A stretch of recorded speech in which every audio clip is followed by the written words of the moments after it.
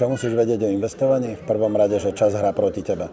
Preto nečakaj, zisti si všetky potrebné informácie a začni čo najskôr. Čo ti môžem povedať? Ja som primárne investoval do nehnuteľností, nejakú časť môjho portfólia mám v ETF-kách a v akciových fondoch.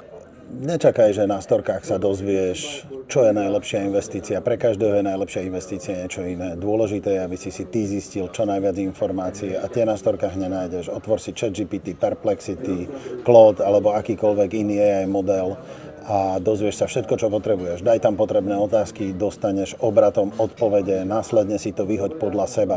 Jediný, kto môže správne rozhodovať o tvojich peniazoch, si ty sám.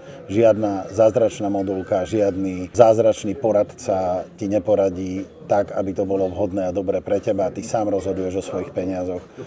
Preto naštuduj si, čo je zložený úrok, pozri si, ako sa dá investovať do nehnuteľností, či ideš investovať do nehnuteľností tak, aby si mal dostatočný výnos z prenájmu, alebo to vsadíš na nárast hodnoty nehnuteľnosti, či ideš do ETF fondov, či ideš do jednotlivých akcií a na základe toho, čo si vyhodnotíš, hlavne začni. Keď začneš, naučíš sa, urobíš nejakých pár svojich chýb, na tých chybách sa poučíš, preto začni s menšími čiastkami a keď zistíš všetky potrebné informácie, keď zistíš, ako to funguje, začneš pridávať.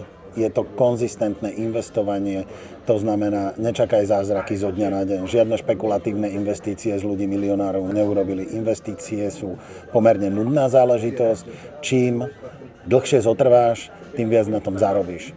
Takže nečakaj, začni, poď investovať, buduj si svoju budúcnosť. Je to len pre tvoje dobro, pre dobro tvojej rodiny a preto, aby si raz mohol povedať, že som slobodný, som časovo slobodný. Nie je to o tom, že kúpim si lepšie auto, kúpim si drahšiu dovolenku. Je to o tom, že sám si určíš, kedy budeš robiť, čo budeš robiť. Nebude ti dýchať žiadny šéf na krk a môžeš sa rozhodovať o svojom čase. To je na tom investovaní to najdôležitejšie.